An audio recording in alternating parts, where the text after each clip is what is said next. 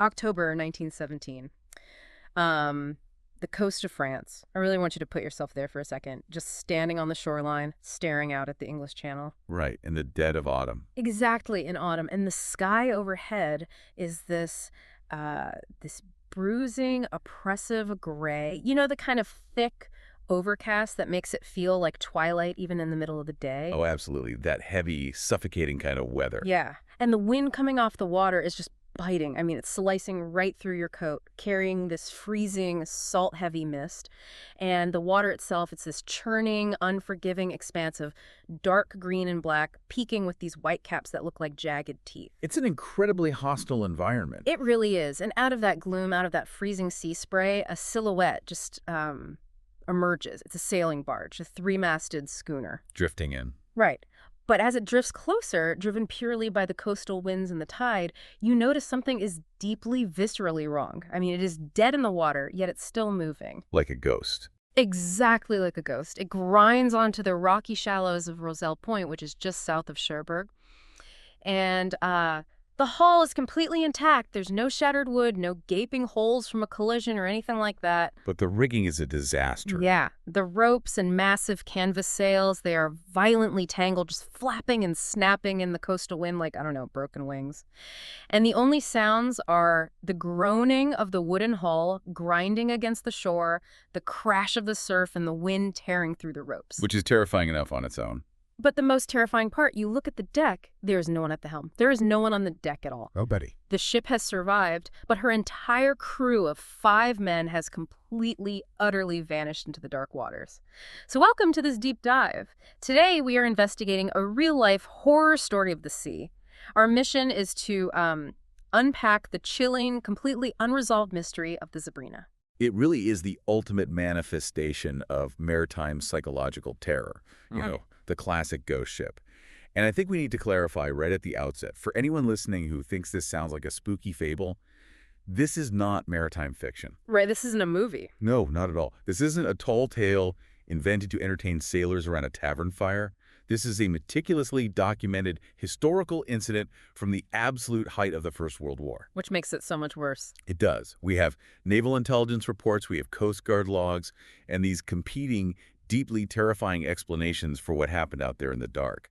The theories we are going to explore today, they range from violent, methodical wartime submarine abductions to the ruthless, indiscriminate kinetic violence of a sudden oceanic squall. And it instantly triggers this primal dread because discovering the Zebrina completely intact but totally empty, it's like walking into a locked room, finding a warm cup of coffee sitting on the desk, but the person who is just drinking it has simply vaporized. This is a perfect analogy. It is a terrifying violation of logic, right? When you are out on the ocean, the ship is your life raft. It is the literal, only physical barrier keeping you alive. Your entire world is that wood. Yes.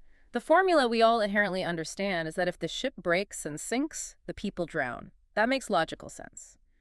But if the ship survives, well, the people should survive. When they don't, when the vessel is pristine but the humans are erased, it completely breaks your brain. It forces you to confront the extreme vulnerability of the human body.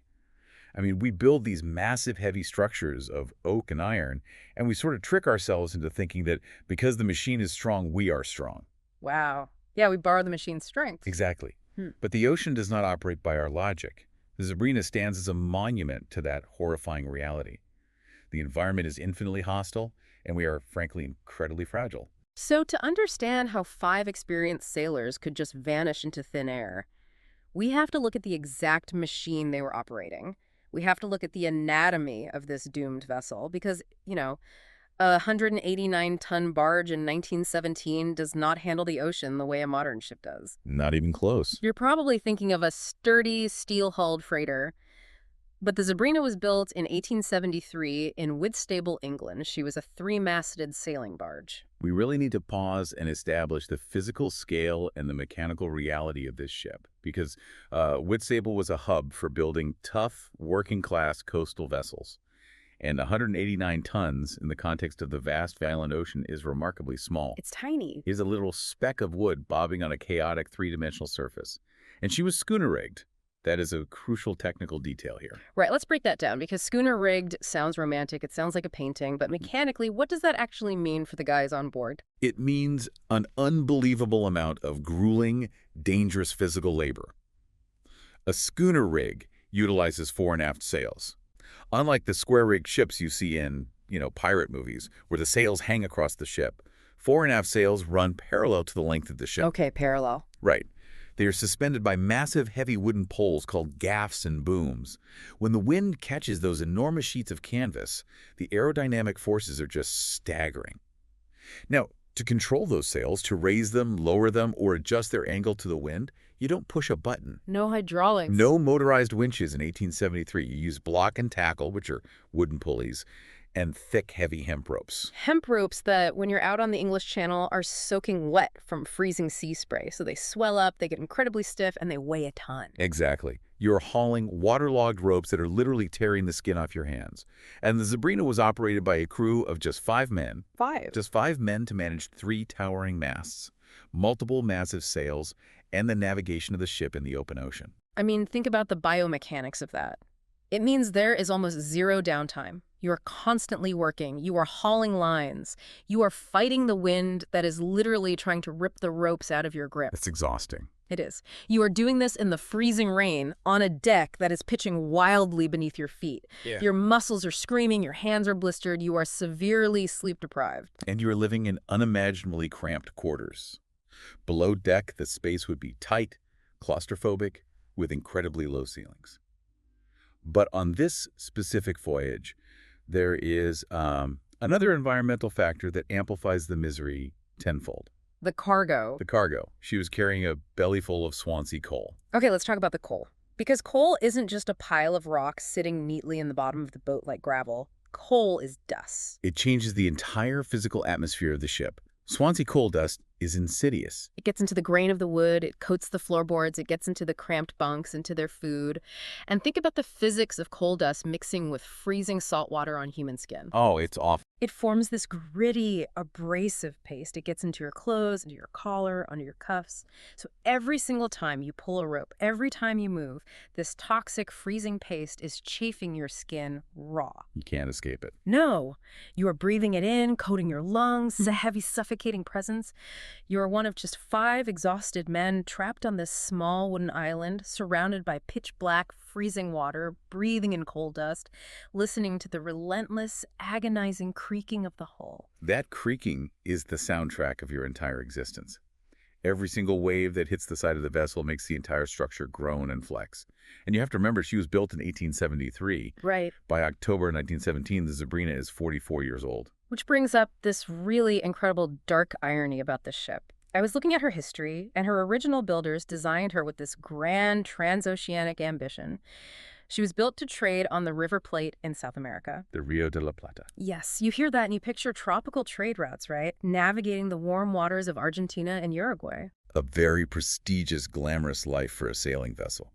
The warm Atlantic winds, exotic cargo. But she never got to live that life. Instead of South American trade routes, she spent 44 years doing gritty, freezing, miserable coal-hauling runs around the coast of Europe. The reality was very different. She was built to be a tropical cruiser, and instead she spent 4 decades as a freezing, pole-covered Uber driver in the English Channel. Such a stark, depressing contrast. It is the utilitarian reality of maritime economics, honestly. Mm-hmm. Ships rarely end up living the glamorous lives their designers envision.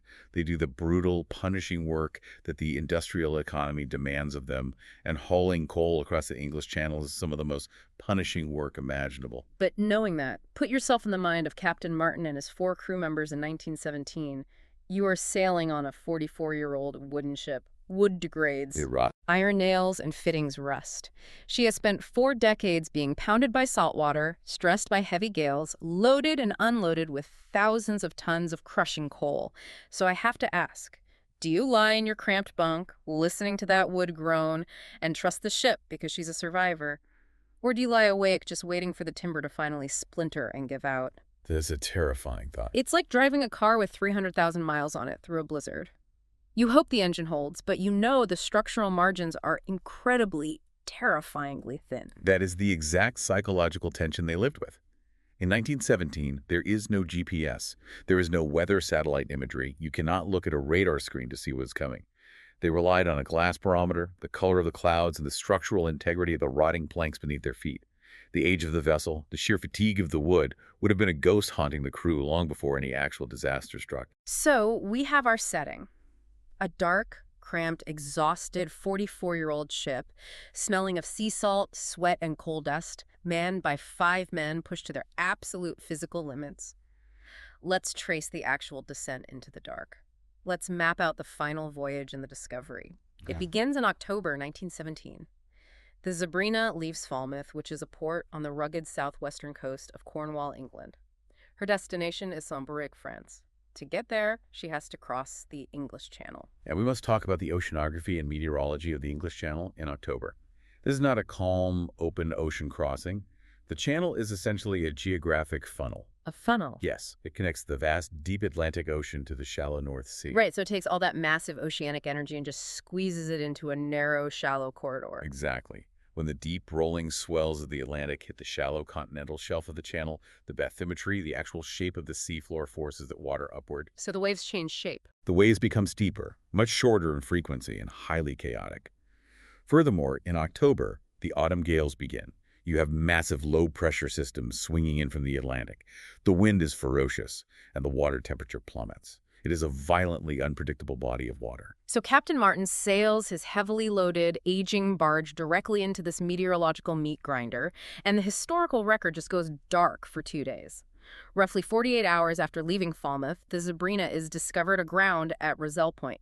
Geographically, she actually made the crossing. She reached the French coastline. Which is an incredible testament to the resilience of the ship itself. The hull survived the channel. But the scene upon discovery is pure nightmare fuel.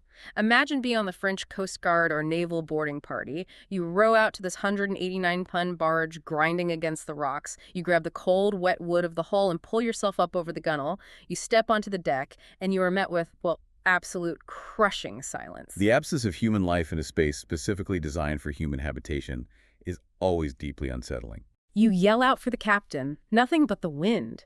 You go below deck, down into those cramped, coal-dusted sleeping quarters. The bunks are empty. There is no water flooding the hold. The hull is unbreached. No structural damage. Exactly. There are no signs of fire, no blood on the deck, no discarded weapons, no signs of a mutiny or a frantic struggle. The only forensic anomaly recorded by the authorities is, quote, some disarrangement of her rigging. Let's visualize what disarrangement of her rigging actually means on a schooner. It doesn't just mean a few messy ropes. It means the intricate system of halyards and sheets used to control the massive sails was chaotic. Violently chaotic. Yes. Perhaps the massive wooden booms were swinging freely and dangerously across the deck. Ropes might have been tangled in the blocks or dragging in the water over the side. It is the physical footprint of a ship that violently lost human control. But aside from the messy ropes, the ship is pristine, and that time frame is what makes my blood run cold. It only took 48 hours. Within a 2-day window, 5 living, breathing, experienced sailors were simply erased. Just gone. It's a magic trick performed by the ocean, but there is no prestige. There's no final act where the men step out from behind a curtain and take a bow. The trick is permanent. You're just left staring at an empty stage. And because human beings cannot accept a void, the authorities in 1917 had to fill it with an explanation. They had to solve this locked room mystery. And we have to inject the intense historical context of the moment, October 1917. This is the absolute height of the First World War. The English Channel is an active, terrifying war zone. Precisely. In 1917, Germany had resumed unrestricted submarine warfare. The Channel was a prime hunting ground for the undersea boat, the U-boat. And this leads to the first major, officially assumed theory of the time. The U-boat abduction. The metal Leviathan. Okay, let's unpack this theory because it plays out like a psychological thriller, but we really need to test the mechanics of it. The theory proposed by naval intelligence was that the Zebrina was intercepted in the dead of night by a German U-boat.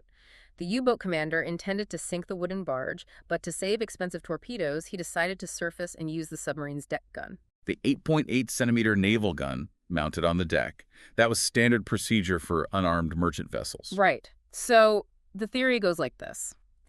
The U-boat surfaces, forces Captain Martin and his 4 men off the Zebrina and onto the submarine as prisoners. But before the Germans can turn their deck gun on the barge to blow it out of the water, they are startled. Right, an interruption. Maybe they sight an Allied destroyer cresting the horizon. Maybe a patrol plane. Panic erupts. The U-boat commander realizes he is a sitting duck on the surface. He orders an immediate crash dive. They seal the hatches, plunge into the depths, and flee, leaving the Zebrina floating totally intact. And the crew. Right, the crew of the Zebrina, now trapped inside the German submarine, are presumed to have died weeks later when that specific U-boat was eventually hunted down and destroyed by Allied depth charges. It is a theory absolutely steeped in the maritime paranoia of the era. The U-boat was an invisible industrial assassin. The psychological terror it inflicted on merchant sailors was profound. To be sailing a wooden ship, relying on wind and canvas, and to suddenly be confronted by a highly advanced steel-killing machine rising from the depths. It's like aliens landing. It really is. It is the ultimate intrusion of modern industrial violence into an ancient way of life. I want to really put the listener in the shoes of the Zebrina crew for a moment to understand the sheer claustrophobic horror of this, assuming it's true. It's the dead of night.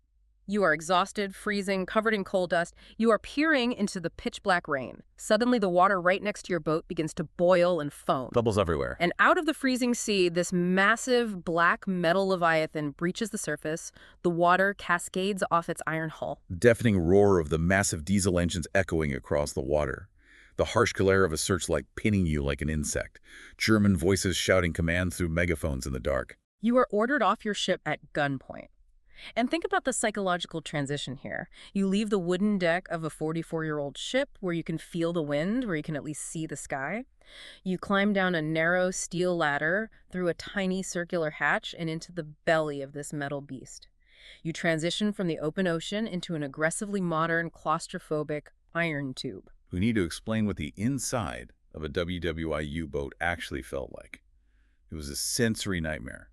The smell alone was famously unbearable. A thick, nauseating mixture of raw diesel fuel, unwashed bodies, rotting food, and the sharp, acidic tang of battery gas. Ugh, battery gas. Condensation dripped constantly from the cold steel walls. It was freezing, damp, and incredibly loud. And you are a prisoner in this environment. And then the alarm klaxon sounds. The submarine has been spotted. The commander orders a crash dive. Now, a crash dive isn't a gentle, graceful descent. I imagine it's terrifying.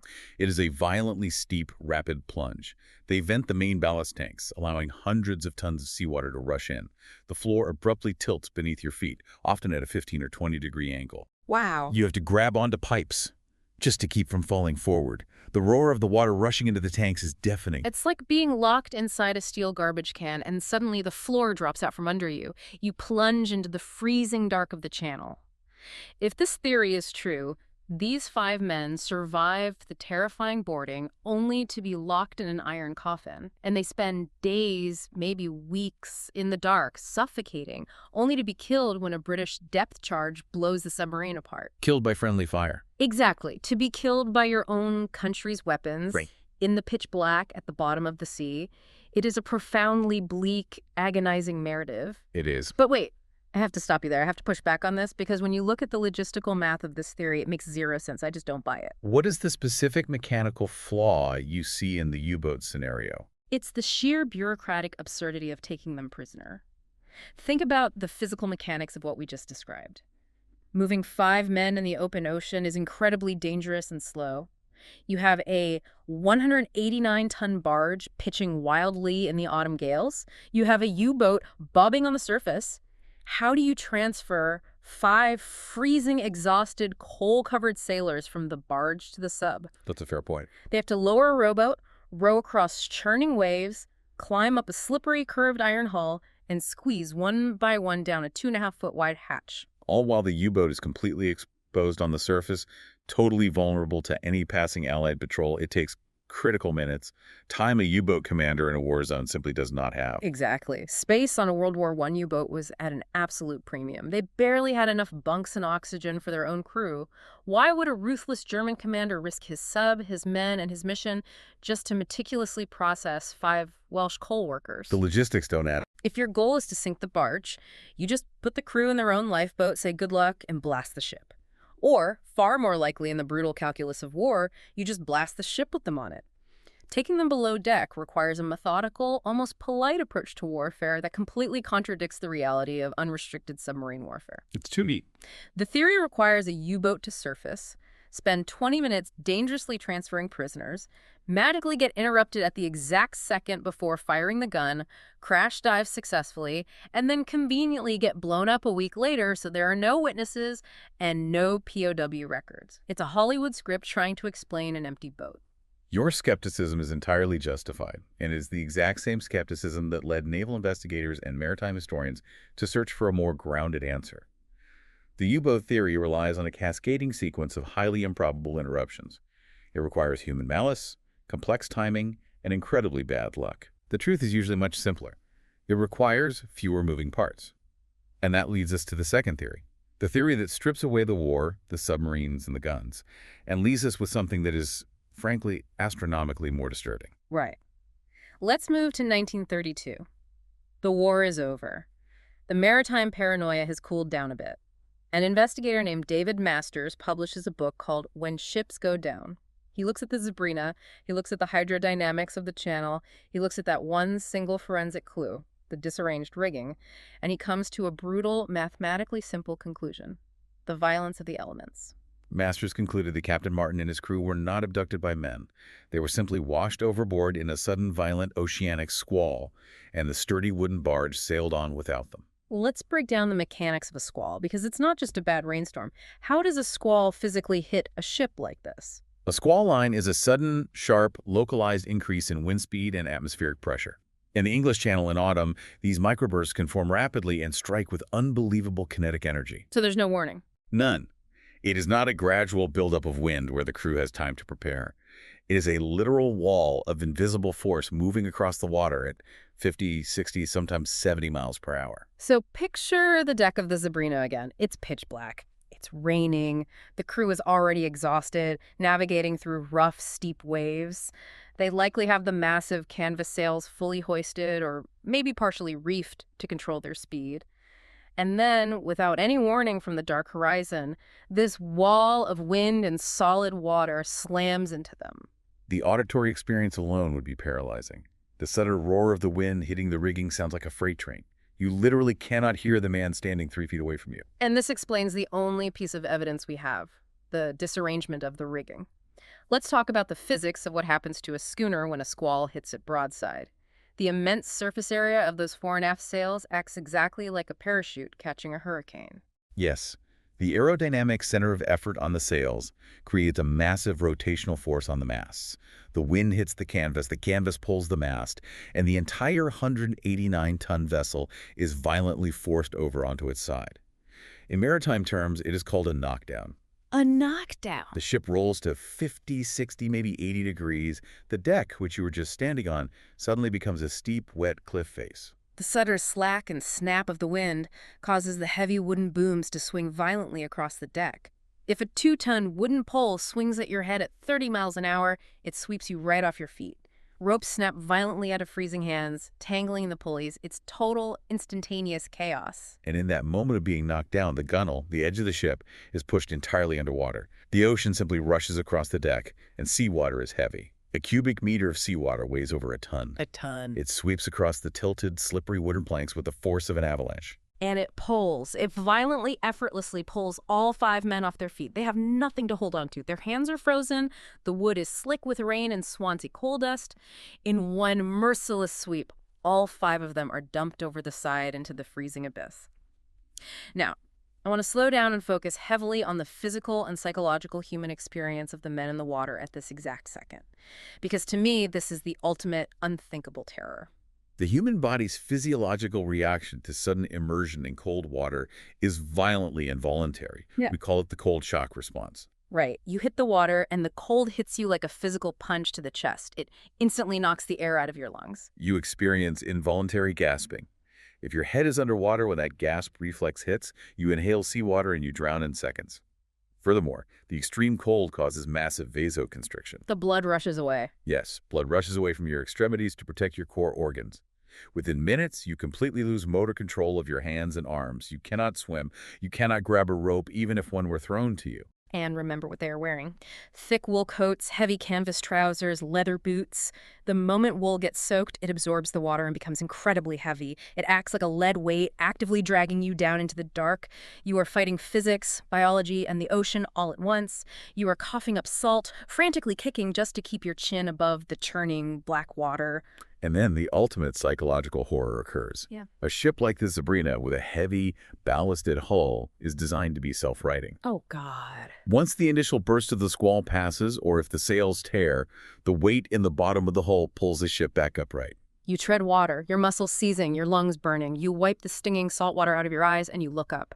And you see your ship, your perfectly intact 44-year-old wooden ship. It rights itself, it catches the wind again, and because the helm is completely abandoned, it just blindly sails away from you. You are treading water in the pitch-black, freezing channel, and you watch the only warm, dry, safe thing in the universe silently glide away into the darkness. Driven by the exact same wind that just tried to kill you. It is the sheer, devastating indifference of the natural world. The ocean did not harbor malice. The ocean did not actively try to kill them. It was simply a transfer of kinetic energy. The wood and iron of the ship were resilient enough to absorb that energy and survive. The fragile human bodies were not. It's like a supernatural horror movie where the ship itself is the monster. It just shook them off like fleas on a dog and kept walking. You're probably thinking the U-boat theory sounds terrifying, and you'd be right. But the U-boat theory is a tragedy of war. It is humans doing calculated, terrible things to other humans for political reasons. We can process that? We understand that. We write history books about it. But the squall theory, that is a tragedy of profound human insignificance. The elements simply flex their muscles for 30 seconds, and 5 entire lives, 5 universes of memory and experience were snuffed out without a second thought. The ocean didn't even need to break the boat to kill the men. And from a purely analytical standpoint, the squall theory is elegant. It requires no elaborate timing, no enemy submarines appearing and disappearing. It only requires what we know to be empirically true. The English Channel is violent, sudden squalls happen constantly, and a small sailing barge with only 5 men is highly vulnerable to a sudden, overwhelming wave washing the deck clear. The disarranged rigging is the exact forensic footprint a sudden knockdown would leave. It perfectly explains the locked room mystery. So we have these two competing theories. The intricate, methodical human malice of the U-boat and the raw, indifferent kinetic violence of the squall. Both end the exact same way, with 5 men dying in the freezing dark. But the story of the Zebrina doesn't end on the shores of Rozel Point in 1917, because an empty, intact ship washing up on a beach is just too good of a narrative for humanity to leave alone. Yes. Human nature dictates that when confronted with a traumatic void, we must build a mythology around it. And that is exactly what happened to the Zebrina as she passed out of naval intelligence files and into maritime legend. Let's talk about the ghost ship mythos. If you go to a bookstore today and pick up any cheap paperback about the Bermuda Triangle, or maritime ghosts, or unexplained mysteries, the Zebrina almost always has her own chapter. But the facts are almost always mangled. The distortions are fascinating because they reveal what kind of stories we prefer to tell ourselves. Exactly. It drives me absolutely crazy. In these books, her destination is constantly misprinted. Instead of Saint-Brieuc, they spell it Saint-Brieuc with an X. It's a tiny detail, sure, but it proves that authors are just copying and pasting the myth without ever looking at the actual naval logs. But the biggest, most unforgivable distortion is the state in which she was discovered. The historical record, the actual French Coast Guard reports, explicitly states she was found ashore at Rozel Point, aground, grinding against the rocks. But the popular mythos, almost without fail, claims she was found adrift. Adrift, floating aimlessly out in the open water, sails perfectly set, like a phantom. Why do they change that? Why do writers look at a tragedy where 5 men actually died and decide to alter the fundamental facts of the scene? Because the word adrift heightens the supernatural dread. It's purely for cheap, cinematic thrills. If a ship is found ashore, it implies a definitive ending. The journey is over. Right. The boat hit a solid object, physics 1. But adrift implies a lack of resolution. It implies the ship is still out there, cursed to wander the oceans forever, completely untouched by human hands like the Flying Dutchman. It elevates the story from a tragedy of hydrodynamics to a campfire ghost story. But doing that sanitizes the real trauma. It ignores the grounded, agonizing reality of what Captain Martin and his crew actually experienced. It turns a brutal, freezing, gasping death in the English Channel into a spooky mystery meant to entertain people. We do this constantly with historical tragedies. We sand down the rough, brutal, sharp edges of reality, and we varnish them with supernatural intrigue, because the truth is too difficult to process. It's too real. The squall theory, the idea of 5 men choking on freezing seawater, losing motor control, and watching their boat simply sail away, is deeply existentially upsetting. It causes true psychological distress. A cursed ghost ship abducted by aliens or sea monsters is just a fun puzzle.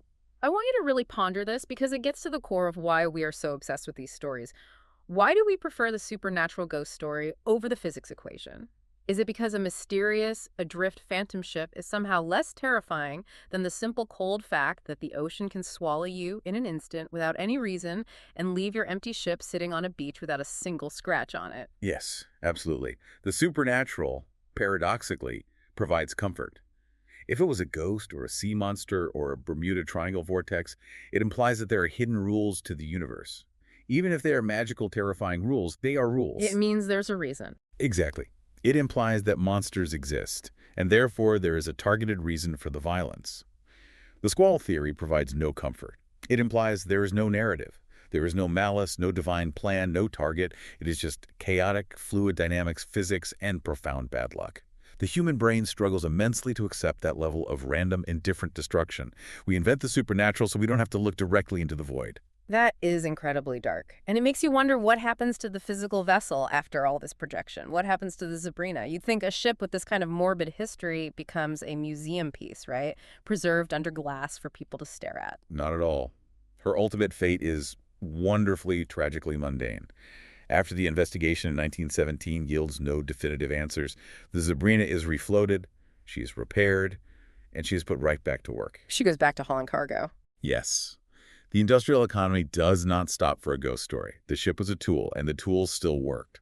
So she continues to sail. She continues to haul dirty, heavy cargo around the coast for decades. Until finally, in 1953, a full 36 years after the incident that made her infamous, she meets her final end. She is destroyed by a fire at Velder Creek, which is an inlet of Langstone Harbor in Portsmouth. A completely ordinary yet violently destructive end for an old wooden ship. I just can't get over the tragic irony of this piece of wood's existence. Built in 1873, she survives the grand, unfulfilled dreams of the River Plate. She survives the treacherous, grinding, glue-collar reality of the Swansea coal runs. She survives the terrifying, completely unexplained events of October 1917. She survives the era of U-boats. She survives deadly knockdown squalls. She even survives the entirety of the Second World War. And then she just quietly burns to the waterline in a muddy creek in Portsmouth in 1953. It is a violent end to a vessel steeped in a violent history. Fire and water. The two primal elements that completely define and dictate the boundaries of maritime life. It really hammers home the reality that the ship was just a machine. It was just a chunk of oak and iron doing what it was built to do. We projected all of this horror, all of this mythology, all of this psychological weight onto it. But in the end, it was just timber that caught fire and turned to ash. The mystery, the true horror, was never actually about the Zebrina. The mystery was always about the fragile human bodies that left her. Which brings us right back to the freezing rocky shores of Rozel Point in October 1917, because that is where the story truly lives, suspended in time. We will never definitively know what happened that night in the English Channel. The ocean does not give up its secrets easily, and in this specific case, it left absolutely no witnesses to testify. The water washed the evidence clean. We don't know if Captain Martin and his 4 crewmen were marched at gunpoint into the metallic, diesel-choked dark of a U-boat, forced to endure the terror of a crash dive, only to suffocate weeks later when a depth charge crushed their iron prison at the bottom of the sea. We may never know. Or if they were violently, suddenly swept into the freezing waves by a massive wall of wind and water, their lungs seizing from the cold shock, their heavy clothes dragging them down, left to violently tread water while watching the Zebrina catch the wind and indifferently sail away into the pitch-black night. Both of those scenarios, regardless of which one is true, remind us of the profound, inescapable vulnerability of humanity when we step off the land. The Zebrina stands as a haunting monument to the chilling reality that the environments we confidently traverse are infinitely more powerful than we are. And sometimes, the physical vessels we build, these structures of wood, iron, and steel, are vastly more resilient than the fragile flesh, bone, and blood that commands them. So the next time you find yourself standing on the coast at night, the next time you look out at the dark, rolling waves of the ocean and you feel the biting wind blowing in off the water, Don't just look at the white caps on the surface. Think about the massive, crushing silence beneath it. Think about the unimaginable depths. And think about the 5 men of the Zebrina trapped somewhere out there in that cold, crushing dark, forever waiting for a ship that simply sailed on without them.